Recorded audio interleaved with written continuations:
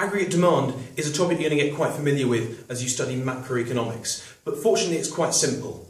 All it is the total value of goods and services bought in an economy over a period of time. So we take all the stuff that consumers buy, all the goods and services they buy, all the things firms buy, all that sort of thing, we add them all up, and the total value of those goods, that's aggregate demand over a year or 6 months, or whatever we're looking at. And there's a formula that's going to help you with that. So aggregate demand is made up of consumer spending, plus all the investment spending by firms on capital equipment and things like that, plus all the government spending on goods and services and bits and pieces like that. And finally, we need to add to that the balance of trade. So the value of all the exports that we make that bring money into the UK, but we need to take off the value of all the imports we buy, which send money out of the UK.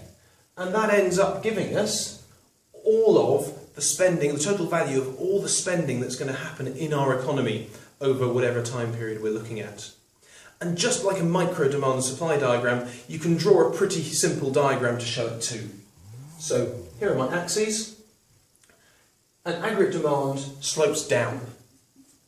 But our axes aren't quite the same as they were with microeconomics. So because we're dealing with lots of different goods, we can't just put price there anymore. We're going to have price level. And you can think of that as the sort of average price of all the goods. We're talking about tables, chairs, cars, pizzas, everything added up. So just one price won't do it for us.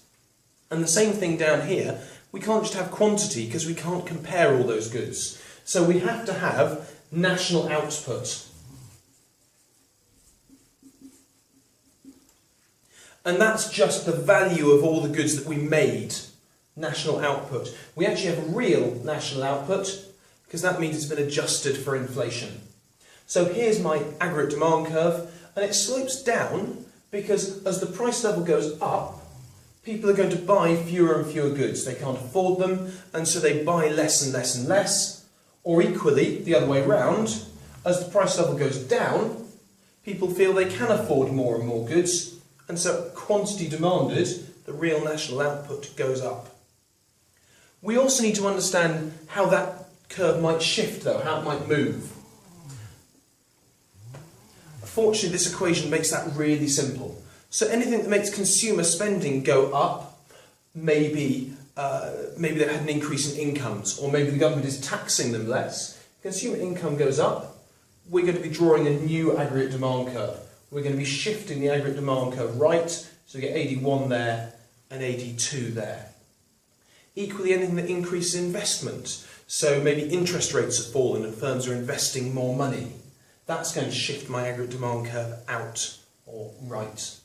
Same with government spending. If the government chooses to spend more money, perhaps they want to spend to try and dig us out of a recession, we call it a fiscal stimulus, then that would increase aggregate demand too. And the same with exchange rates that might change the balance of trade. Or it could go the other way. So we might find that the demand curve actually moves left, so from 81 to 82 there, because consumer spending has fallen. So maybe people are worried about losing their jobs, and so they want to save and not spend, and that means that demand is going to fall. And that might actually make investment spending fall. We call it the accelerator theory. I'm sure you'll cover it if you haven't. But all that means is when consumer spending falls, firms don't need to buy as much equipment, and so investment spending falls as well. And those sorts of things are going to make aggregate demand fall, and we draw a new demand curve there at 82. So that's a really quick look at aggregate demand, just to help you get on your way.